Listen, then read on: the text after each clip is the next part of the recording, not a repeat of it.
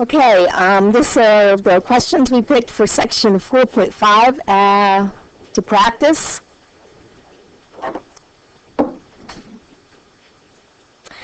So I heard some good conversations, and hopefully after the conversations, things become a little clearer. Number 5 was find the probability when a couple has 5 children that all 5 are girls. That goes back from a previous section, doesn't it?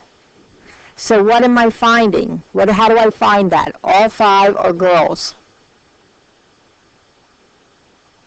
What's the chance of having, on your first birth, 1 girl? 1/2, right? So 1/2, and how many times? To the 5th, which is equal to 1/32. Yeah, 1/32. That's correct. So my uncle, who had 6 kids and they were all 6 girls, the probability was a 1/64. Should play the lottery, right? Okay, now if I flip-flop this on you, and this says that they all were girls, that's straightforward, isn't it? Boom, 1/2 times 1/2 times 1/2 times 1/2 times 1/2. But if I said at least 1 was a boy, do you see how that changes it? If I said at least 1 was a boy, it could be 4 girls and 1 boy. It could be 3 girls and 2 boys. And I could go on. And it could also be all 5 boys, because I use the words at least. So the chances of a couple having all 5 girls. But now if I said at least 1 boy, how can I use what I already know to find at least 1 boy?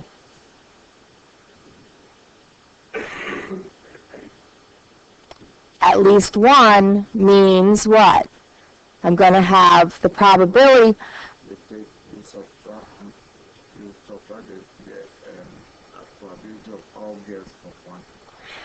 Absolutely. Because the only way that they could have at least 1 boy, because they have all the other ones, the only way they could not have at least 1 boy was that it would be all girls. So I would want the complement of having all girls to get at least 1 boy. That's a difficult thing, isn't it? So that would be 1 minus 1/32, or 31 30-seconds. If you have all girls, besides, if you don't have all girls, then you're going to have at least 1 boy. Absolutely. Yes. There. She got it. Say that loudly to the group. Say that again to the group. Basically, if you have all girls, then your next option will be at least one will have to be a boy. If you have all girls already, so the other way would be one of them would have to be a boy. Right, so that's the complement. All girls, but at least 1 boy. That's the opposite, isn't it? Because the only way to not have at least 1 boy is to only have all girls. So it's the complement. 1 minus that. Same thing on number 6. None of them are girls. That means what? They're all boys. Well, that's the same thing. They're all boys, right? So it's 1/2 to the 5th, which is 1/32. But now I'm going to throw that in, I am, the probability of at least 1 girl. And again, if I have at least 1 girl, did I have any boys? Did I have all boys? No. Right. So the only way that I can not have this happen is this situation where I have all boys. So this is going to be, again, 1 minus 1 32nd to get 31 32nds.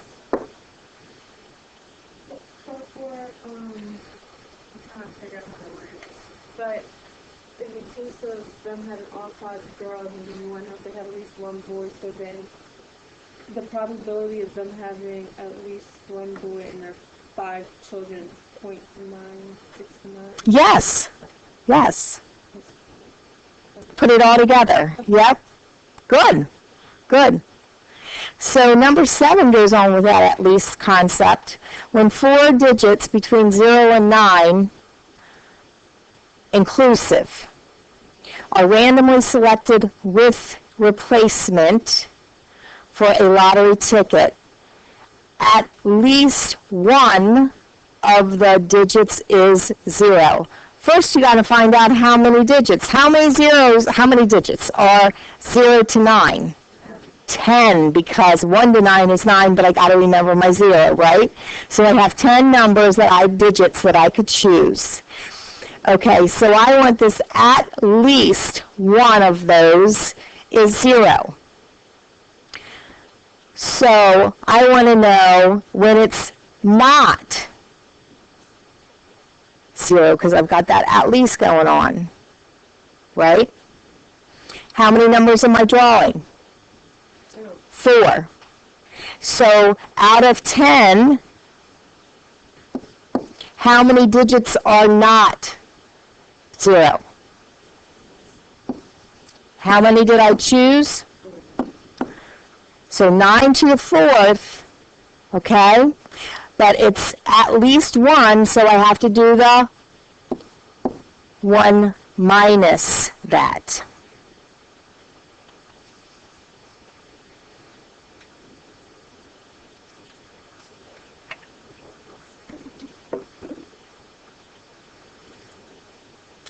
So then we get number 7s. When 4 digits between 0 and 9 are randomly selected with replacement, none of the digits are 7. Is it going to be the same thing?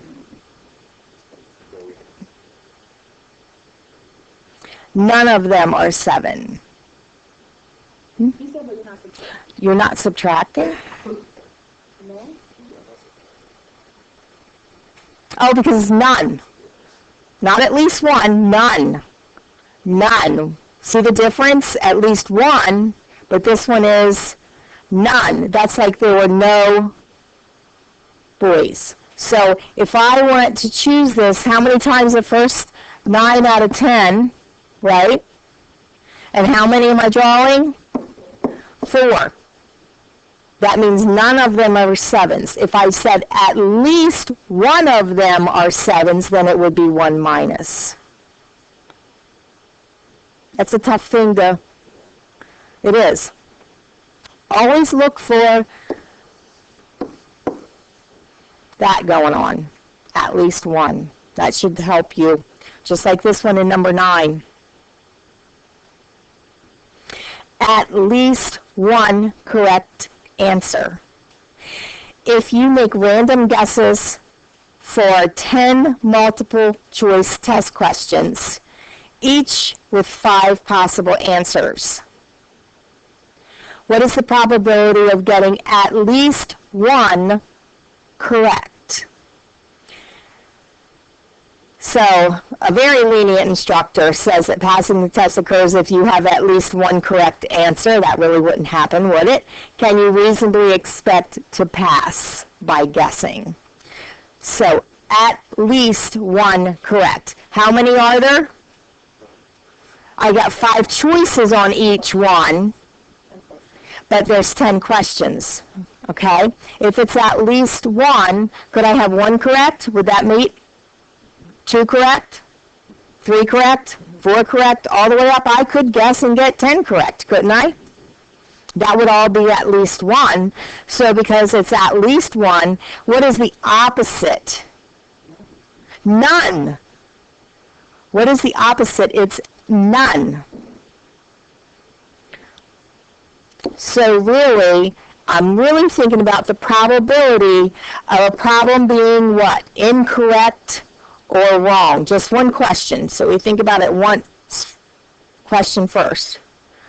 So I'm really thinking about not getting any right, correct?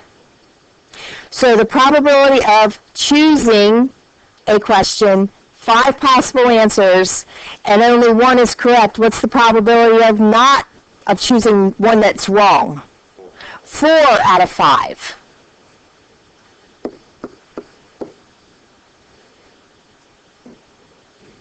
But now I want at least one that's correct. So I'm really going to say 1 minus getting them wrong to what power? 10, because there's 10 of them.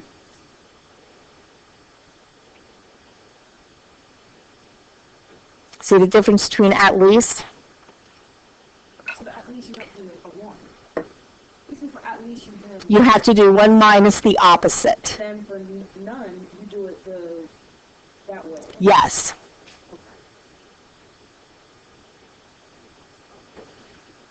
Okay.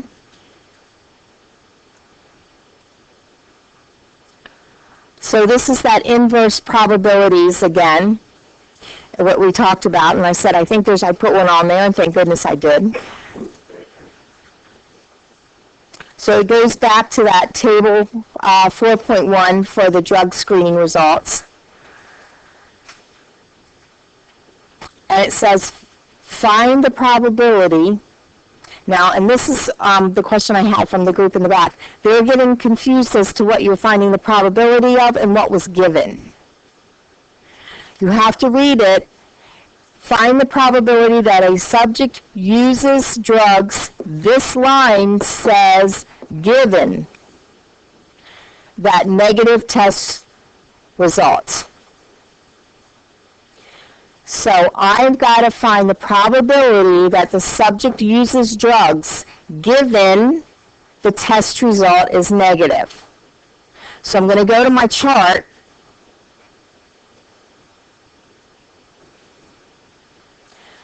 And in my chart, I'm only going to look at the column or the line of this and this. My given part is negative test results.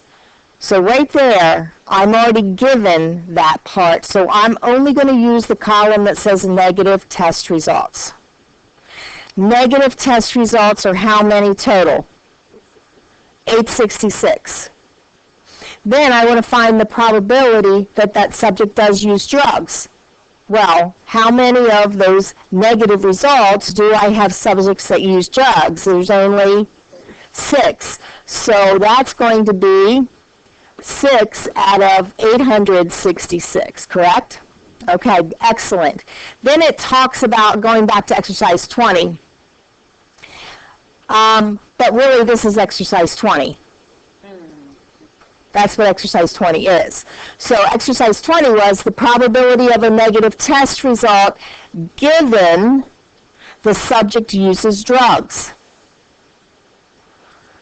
A negative test result given, that's always read given, subject uses drugs. So when I look at my table, what am I focusing in on? What part of that am I only considering?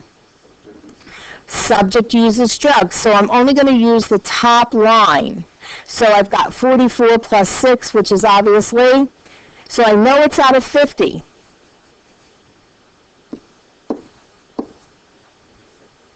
And I want the negative result.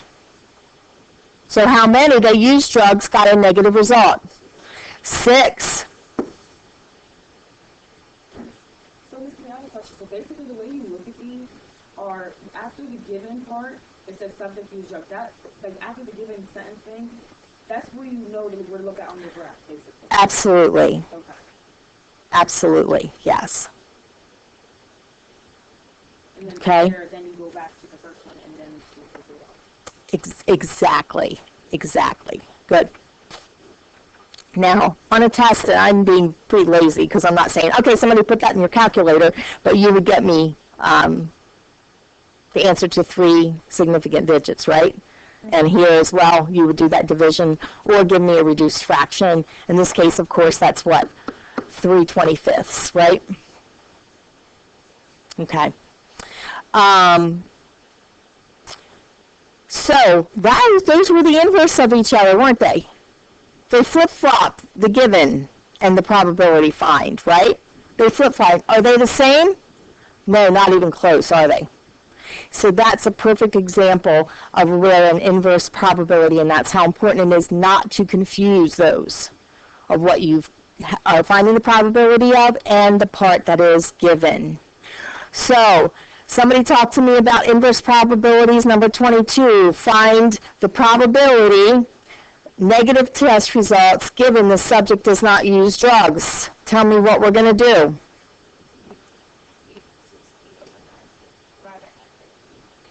$860 divided by 950. Everybody see why that's true? I'm only going to use the subjects that uses, I'm only going to use this part of that result. I'm going to zero in on that, and that is going to be out of 950. And then I'm saying the negative test results, how many of those? 860. And again, we're going to reduce that fraction, or we're going to get the decimal equivalent, correct? Okay, talk to me about B.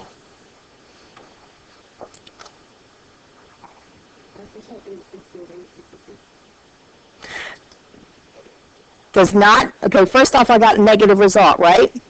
So the negative result, 866.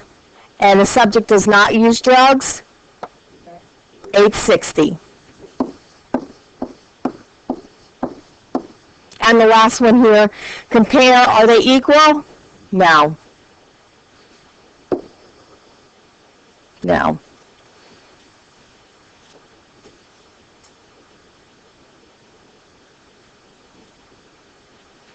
Okay, and here's the chart I forgot to give you. We're doing the identical twins. But this is the same thing. It's the given part. You just have to read it. Okay? So here's the sexes of twins, identical twins and fraternal twins. And it goes for if they're two boys, two girls, or boy, girl, girl, boy. Okay?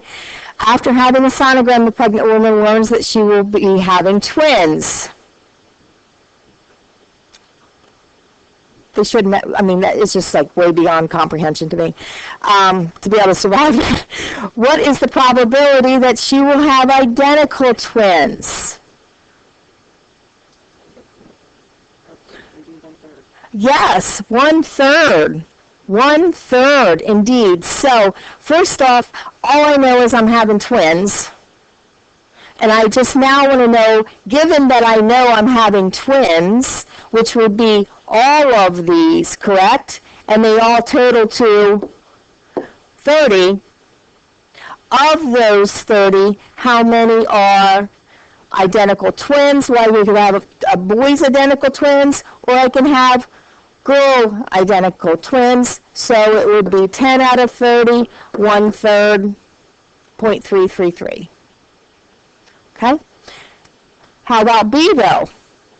So after studying that sonogram more closely, the physician tells the pregnant woman that she will give birth to twin boys. So now we know more, don't we? The given part is she's going to have twin boys. So I don't need to worry about any of these, right? Because we already know this is the given part, right?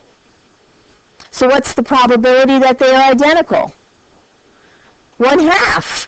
5 out of 10. So it didn't really state it in that probability given that, but I could put probability given that, right? Probability of identical twins given that they're boys, right? That's how I would write that.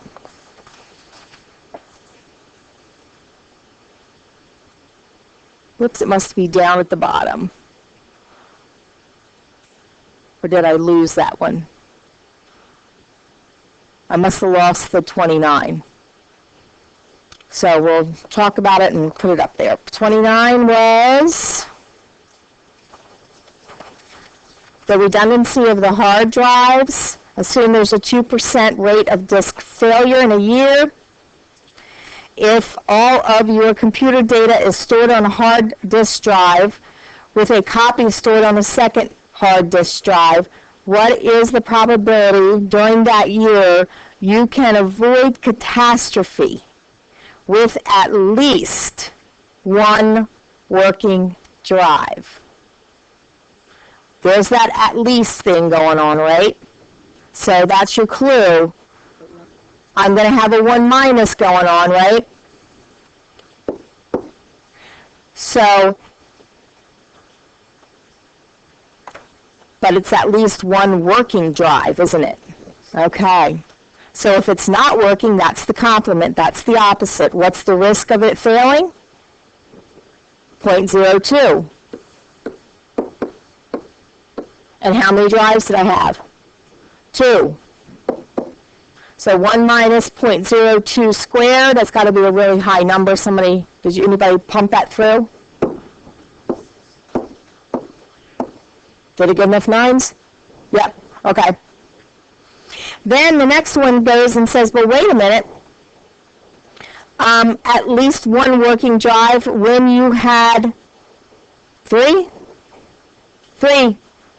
drives, if you do 3 separate drives. So what is that probability? At least 1. 1 minus 0.02 to the third power. Anybody figure that one out?